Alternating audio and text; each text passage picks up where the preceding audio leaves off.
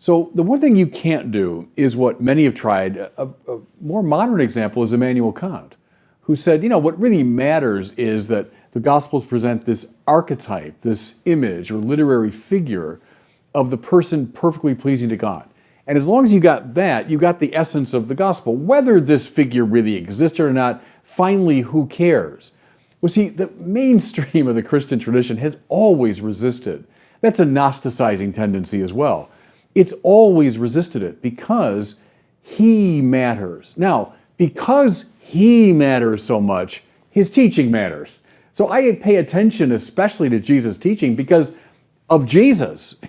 It doesn't work the other way.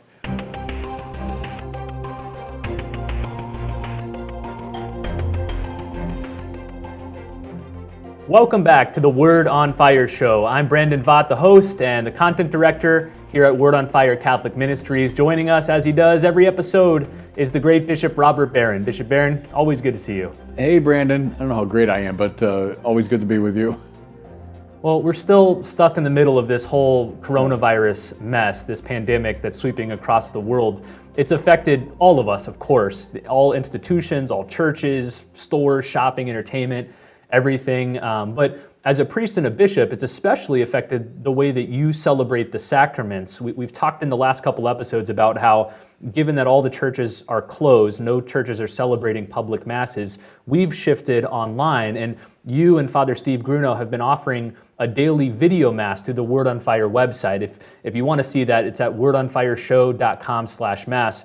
But Bishop, now that we're in the Easter season, I thought maybe we could give everyone a recap of the big Holy Week. We kind of changed things up for Holy Week. You went to a different place to record these liturgies. Talk about those experiences. Yeah, as you say, we've been recording from my little chapel in my house, which is very small. I mean, you've been there. So with the cameras and so on, it's a very tight space when we film.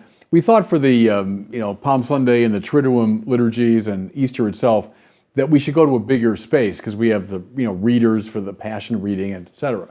So right across the street, as you know, from my house is San Roque Parish, which is a lovely parish, right in the heart of Santa Barbara, and it's a nice sanctuary space. So we decided to use that to film and to draw a few more people in, mindful of the social distancing thing.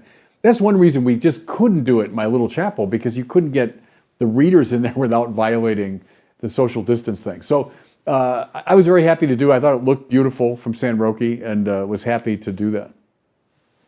So again, if you missed them, you can go back and watch all the liturgies, the Palm Sunday liturgy, Holy Thursday, Good Friday, Easter Sunday. You can find it all at wordonfireshow.com/mass. Well, Bishop, today we are going to be talking about the favorite subject of ours, and that's Jesus Christ, the Lord. But we're going to take a little different angle on it this time. We've talked about the Gospels, we've talked about Jesus' spiritual outlook on life. Today, though, we're going to be looking at the academic, scholarly study of Jesus. Over the last 200 or 300 years, the study of Jesus has gone through various phases that have become known as the quests for the historical Jesus. And before we get to each of those quests, there's a first quest, a second quest, a third quest. We're going to cover those in detail. But first, maybe a more general question. Why does any of this matter? With other religious founders like Buddha, there's no quest for the historical Buddha. There's not whole departments and thousands of volumes of books analyzing the meticulous details of the Buddha's life. So why Jesus? Why does it matter that we know what the historical Jesus was like and not just focus on his teachings? Yeah, because look at the creeds. The creeds of the great Christian churches aren't that interested in Jesus' teaching.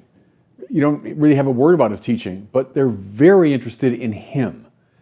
The historicity of Jesus, that Jesus really walked the earth, and Jesus' own makeup as a person matters enormously for Christianity because we're an incarnational religion. So the one thing you can't do is what many have tried. A more modern example is Immanuel Kant, who said, what really matters is that the Gospels present this archetype, this image or literary figure of the person perfectly pleasing to God. And as long as you got that, you got the essence of the gospel. Whether this figure really existed or not, finally, who cares? Well, see, the mainstream of the Christian tradition has always resisted. That's a Gnosticizing tendency as well. It's always resisted it because he matters. Now, because he matters so much, his teaching matters. So I pay attention especially to Jesus' teaching because of Jesus. It doesn't work the other way. So yes, the interest in the historical Jesus, to use that somewhat problematic term, and we can talk about that. But that's a legitimate interest of the Christian churches because of the structure of our belief. Now, for the first roughly 18 centuries after Christ lived and died on this earth, most people took what the Gospels had to say about Jesus for granted. They thought it was reliable, they thought it was generally trustworthy, and so the portrait we find of Jesus in the Gospels was just assumed to be true. But something major shifted in around the 18th century with the Enlightenment. You mentioned Immanuel Kant. Talk about what shifted there when suddenly there was a mass questioning of religion, dogma, revelation. How did that shape the way that people viewed Jesus? Yeah, and it's good. You've raised a complex set of questions there. I make a first clarification because I think people fall into the trap of thinking, prior to the Enlightenment, prior to this great awakening, people were just, simple-minded fundamentalists. Well, nothing could be further from the truth. We know that. Look at the great tradition going back to people like Origen and Augustine and the ancient church coming up through the Middle Ages. You have very complex, non-literalistic strategies for reading the Bible. So think of the various senses of the Scripture. Think of typological readings. Think of a deep symbolic sensibility. So the first clarification I make is I want to resist the modern prejudice that, well, thank God for the 18th century, because prior to that we were just, a bunch of Yahoo fundamentalists. Well, that's simply false. At the same time, you're right, something did happen at the Enlightenment. So this critical spirit emerged. People began to ask questions about the Gospels. Can we simply say what we have in the Gospels are sort of journalistic presentations of Jesus? That's exactly what happened simply as narrated. And a lot of the key players began to say, well, no, that's too simplistic. Now, they did so, especially these early figures, like 18th century figures, did so in a very aggressive way. What I mean is they tended to be very skeptical of the church, of the received theological tradition. And so rather aggressively, they began to throw off what they saw as theological accretions or impositions from the theological program. And they wanted to get back to a kind of historical core. Now, in itself, again, the quest for the historical Jesus, okay, but the way they were doing it in the early phase was aggressive and somewhat simple-minded, as though you can find this pure, unadulterated historical portrait somehow hiding underneath all these levels of commentary. But in point of fact, any historical account, whether it's Plutarch or Herodotus or Thucydides from the ancient world, whether it's an account of the Kennedy assassination, we know now so clearly that every historical account is always from a perspective, always with certain prejudices in place, always to some degree with an agenda in place. So part of the problem in that very early quest was this phony or false presupposition that we could find a pure historical core. I don't think there's anyone today that would think that's a reasonable thing to look for.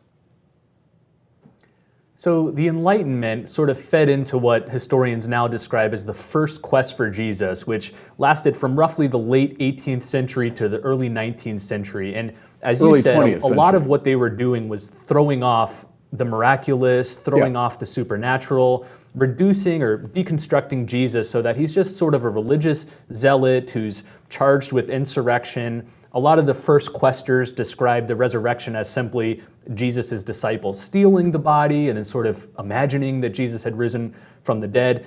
The goal, it seems, was to make Christianity more palatable to modern ears, modern European ears in particular. Talk about this desire. Well, and you're putting your finger there on one of the problems that I was alluding to. Namely, one of the presuppositions of the method was, well, if it's supernatural, it can't be historical. Well, then isn't that convenient? So once you suppose that, well, you're presuming your conclusion.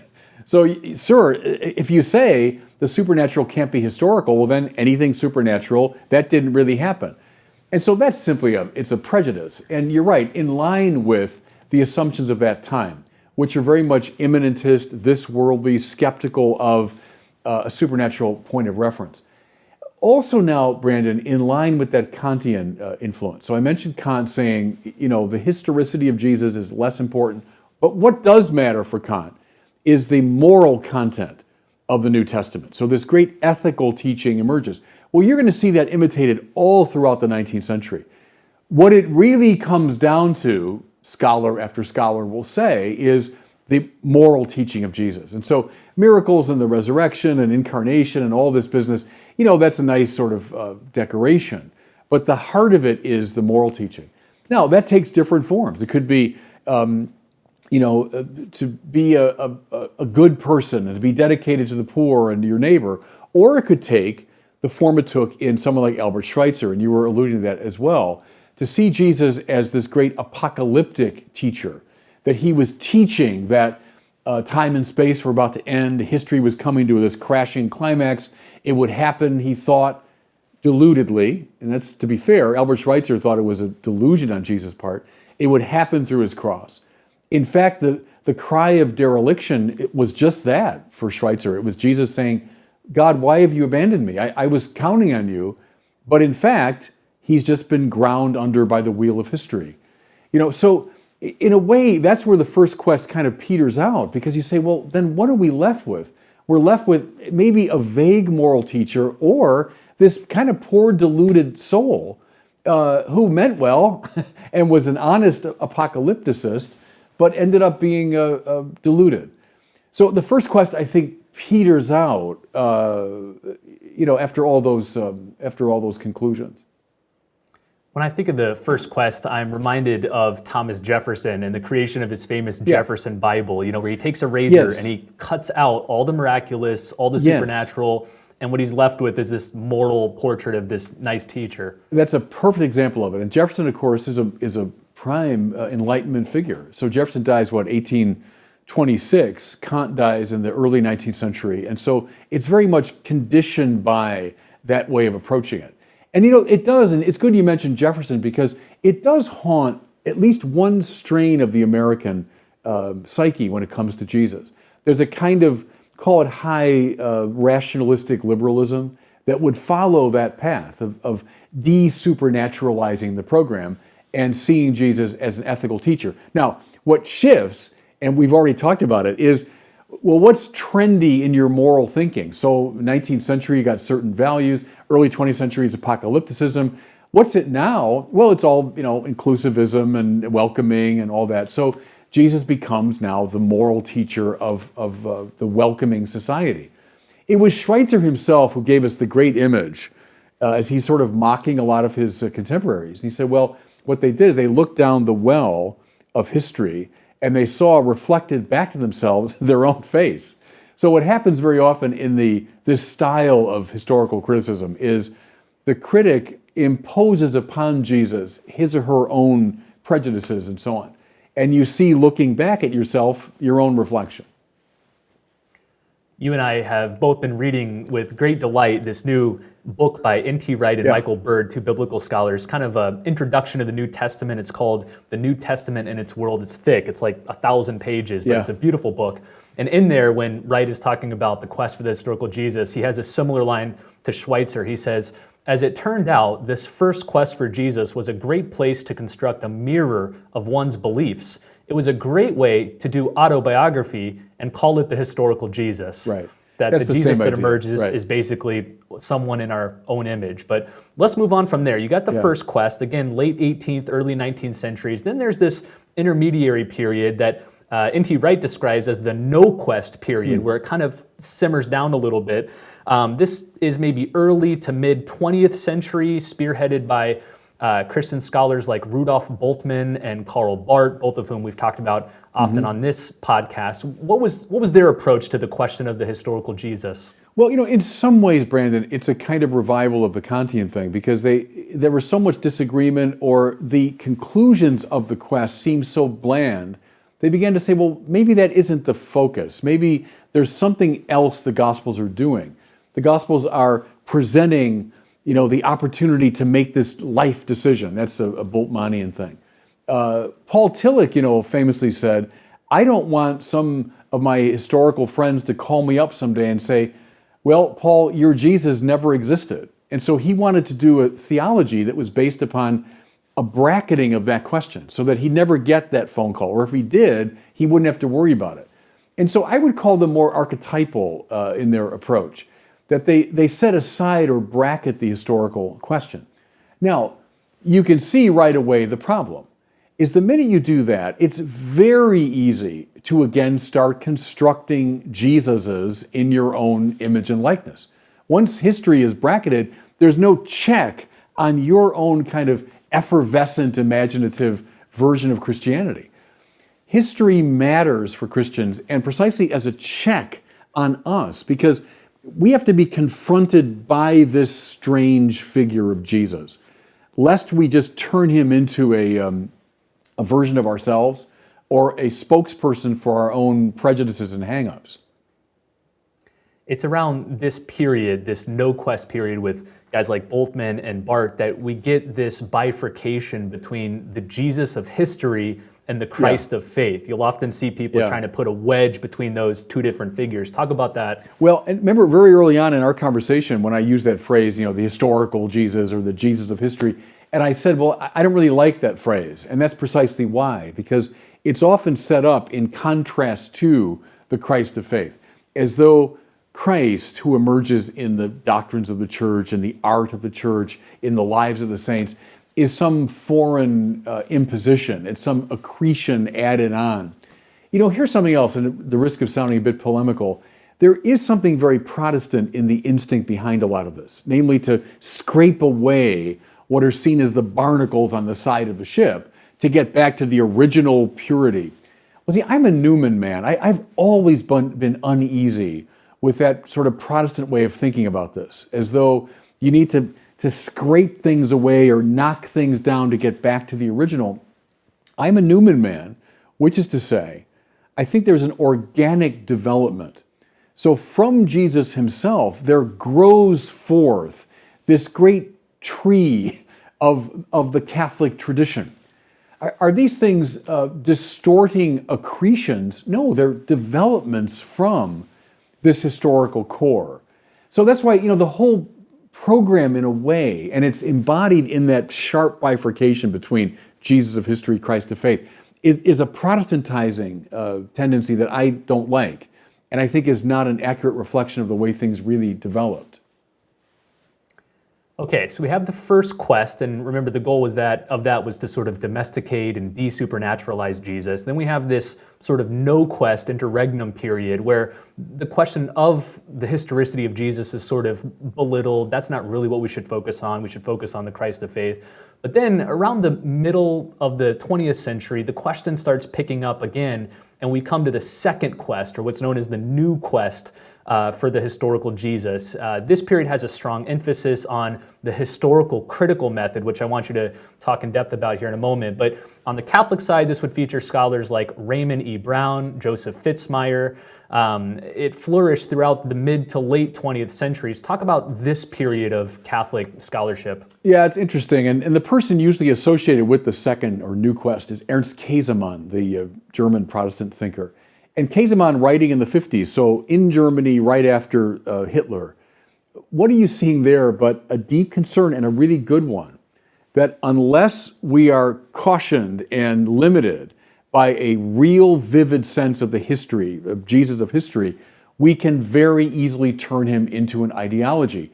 And see, Käsemann saw that happening in the Germany of his own lifetime. So Jesus did indeed become a sort of symbolic carrier of the Aryan Nazi philosophy. Well, why not if you bracket history completely? So Käsemann, I think, spurred on in a very good way by that experience of the way Jesus was distorted, said, no, we got to get back. Now, maybe not succumbing to all the limitations, that the first quest had, but we got to come back to it. There's much more we could say about it. But you mentioned, too, that the people I came to know when I was going through school. So I was a philosophy student in the late 70s, a seminary student in the early 80s.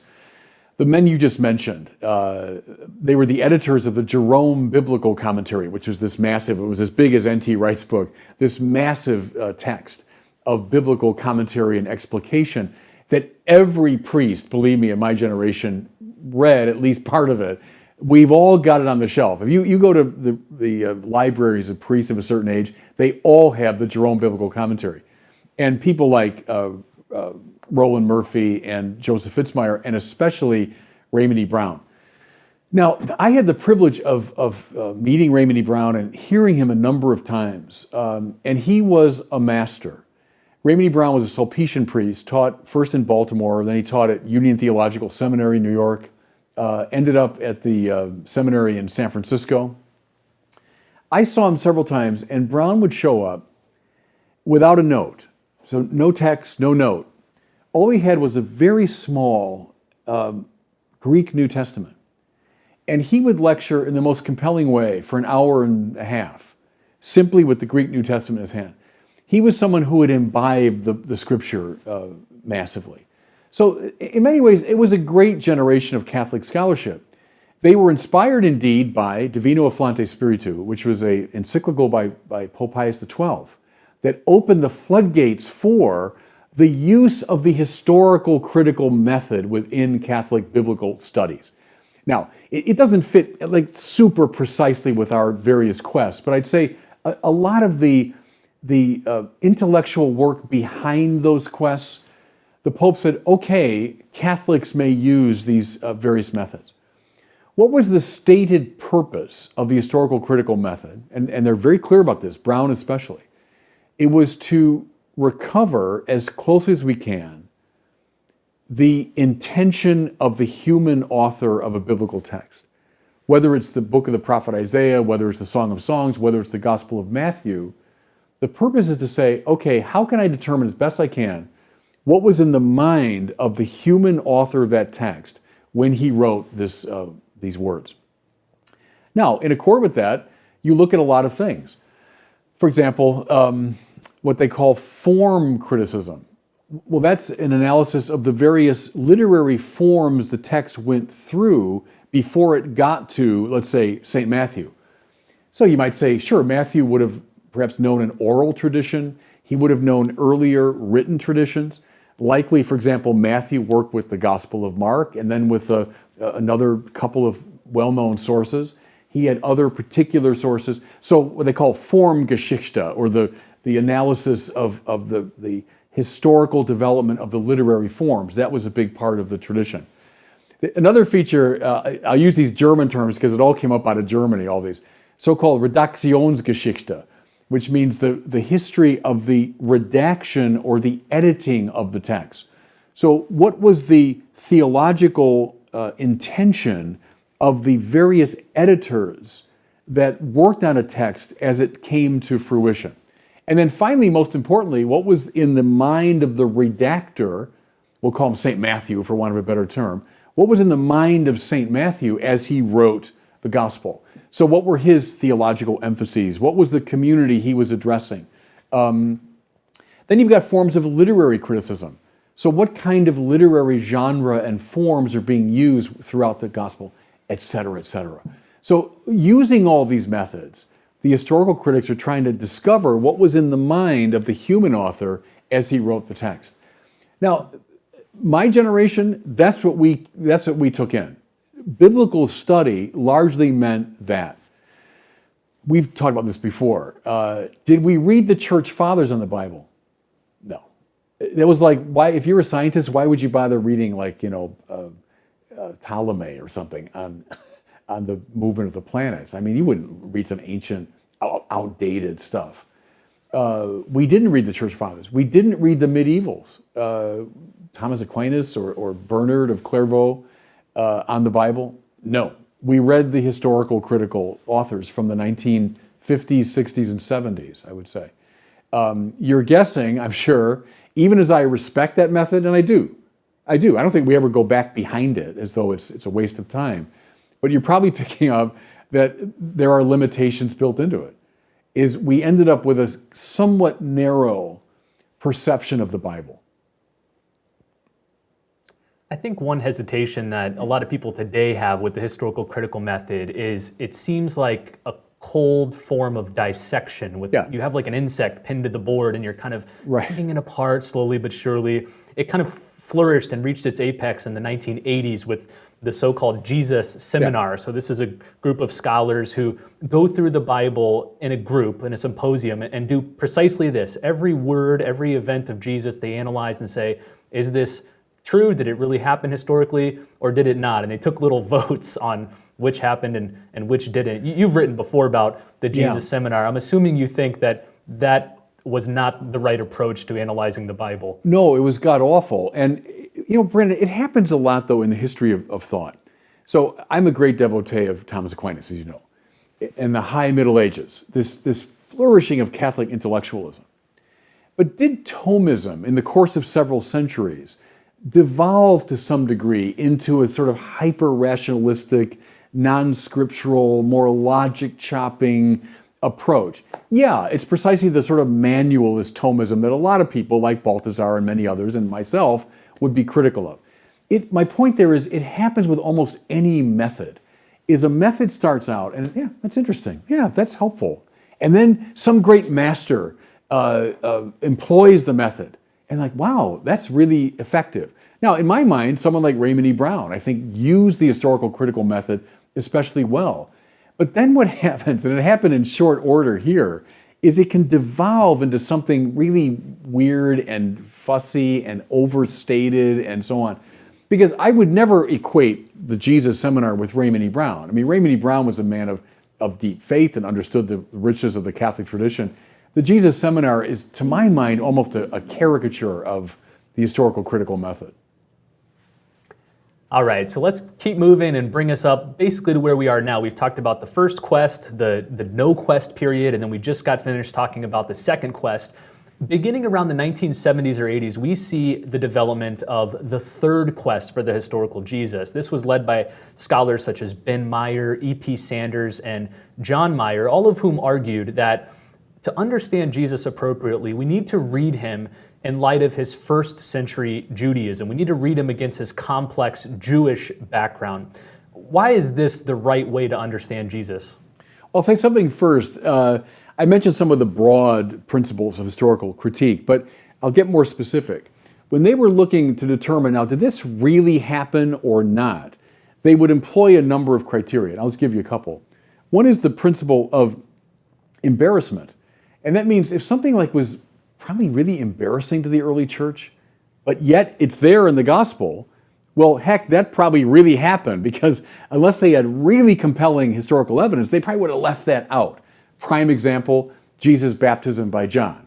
So you're trying to present, the sinless Messiah of Israel, but his first public move is to seek a baptism of repentance? I mean, that would seem to be embarrassing to the early church, but yet all four gospels have it. Second one is multiple attestation. So is something attested to in multiple gospels or only in one? But there's a third one that's right now to your point, which is the principle of discontinuity. So if Jesus is saying something that's totally in continuity with what you'd expect a first century Jewish teacher to say, people thought, well, okay, that might not be historical, because that's like just something that they'd come up with naturally. If Jesus had something that was really egregious, that was really in discontinuity with his Jewish background, that probably really happened, because it's so strange. Unless they had compelling historical evidence, they would have left that out, right? Okay. Now we could say much more about those criteria. But a lot of the third quest, it seems to me, it's uneasy with Formgeschichte, that's another issue, but it's very uneasy with this point. Because what it produced, almost necessarily, you see it, read John Dominic Crosland for a prime example, it produces a weirdly non-Jewish Jesus. So he's a Stoic, wandering philosopher. What? He's a first century Jewish rabbi, So the attempt now to ground him in his richly Jewish background, that's the work of E.P. Sanders, N.T. Wright. I would say on the Catholic side, someone like our friend Brant Petrie are doing that sort of work.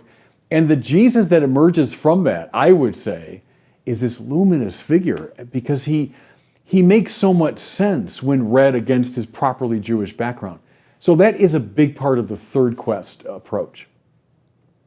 According to N.T. Wright's telling of this story, we're kind of reaching the end of the third quest. It's sort of petering out, and we're wondering where do we go to next. But I wanted to ask you, you described coming of age during the second quest, and now you embrace enthusiastically this third quest.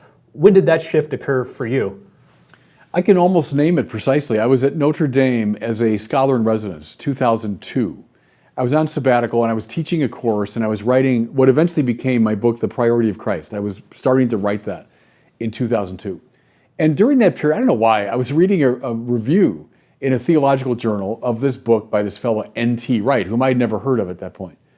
And the review was very critical of Wright. But as he's describing the book, I thought, wow, that sounds really interesting. And yeah, I don't know this guy, but and this reviewer doesn't like him, but that book sounds interesting. So that night or the next day maybe, I'm over at the Notre Dame bookstore. It's changed a bit now. It was better in those days as a really fine theological bookstore. And I went to the scripture section and I found this whole shelf of N.T. Wright. And I bought this big fat volume, Jesus and the Victory of God. And I read it with great passion. I mean, he's a wonderful writer, very profound, very richly academic, and at the same time affirming of the great mainstream of the Christian theological tradition around Jesus. So anyway, I found his book so compelling that I began to read a lot of him, and then he led me to the other figures we just mentioned. And that was I'm not a biblical scholar, I'm a systematician, but I found myself really drawn into that world. So 2002 it started for me. Well, I know for listeners who want to go deeper on these quests for the historical Jesus, Bishop Barron and I would both commend the work of N.T. Wright, especially this new introduction to the New Testament he just published. It's titled The New Testament and Its World. But Bishop, I wanted to close by commending another biblical scholar we can hardly ignore on this question, and that's Joseph Ratzinger, aka Pope Benedict XVI. He wrote in the mid 2000s a trilogy of books on Jesus of Nazareth, which, in my mind, perfectly embody the approach, the methodology for analyzing questions of historicity around Jesus, because he takes the best of the historical critical method, but he also brings in the fathers. He also brings in faith. He doesn't discount the supernatural. Talk about those books and his project in general. Well, I'll go back behind those books. I know we're running short on time, but go back to the year 1988. And Joseph Ratzinger, head of the Doctrine of the Faith congregation at the time, is invited to New York to be part of a symposium sponsored by Richard John Newhouse, the founder of First Things. But before Newhouse was a Catholic, he's still a Lutheran at this point. And he invites Ratzinger to give a paper in a very high-level group, including Raymond E. Brown was there, talking about the historical critical method and its limitations. Ratzinger writes a paper that it was absolutely seminal, widely criticized at the time. I remember the reaction to it being very dismissive. But what he was saying was, yes to much of what's really great in the historical critical method and many things that we've just talked about. But at the same time, emphasizing how limiting the approach can be, and the bracketing of the theological, the bracketing of the patristic, the bracketing of the great medieval four senses tradition, and all of that it should be supplemented by this more richly theological approach. Well, go back and read that essay of Ratzinger. It's been published now many times. I think that set the tone in many ways for, if you want, the Catholic version of the new, isn't so much the quest for the historical Jesus, but a new moment in Catholic biblical scholarship, I think was prompted by that. And then you're right, Ratzinger, now become Pope Benedict, says, okay, I'm going to do it. I'm going to do what I talked about abstractly in 1988, and hence the 3 volumes of his Jesus of Nazareth. So that's a very interesting place to look if you want to see the trajectory of this whole tradition.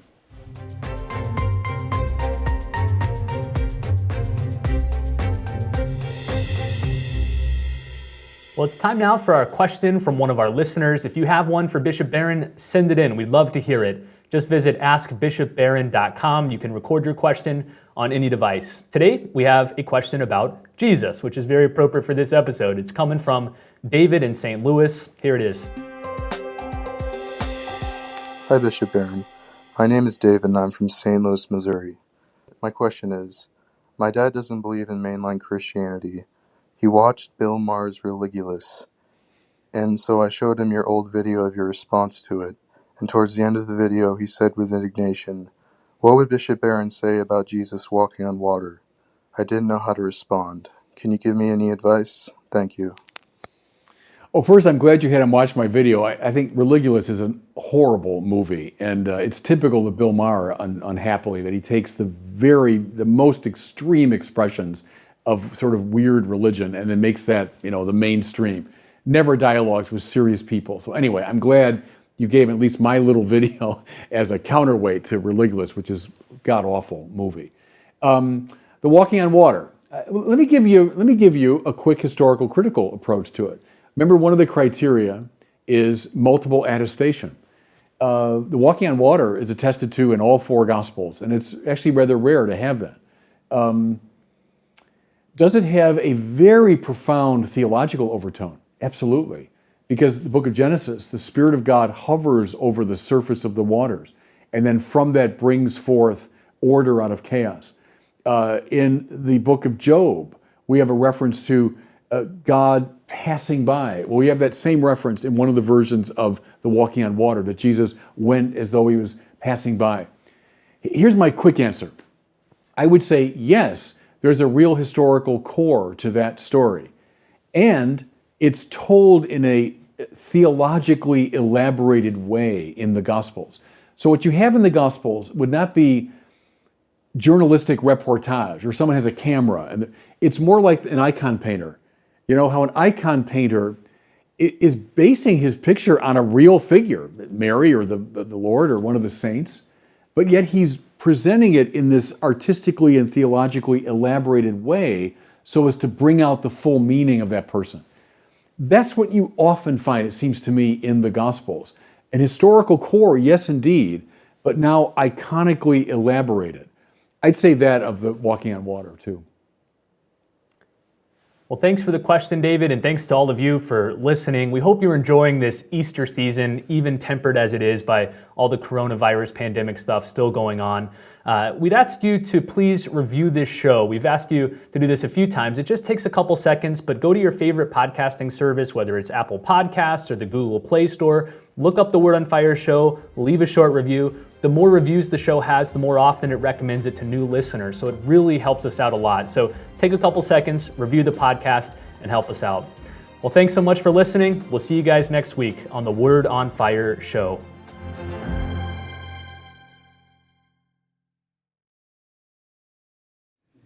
Thanks so much for watching. If you enjoyed this video, I encourage you to share it and be sure to subscribe to my YouTube channel.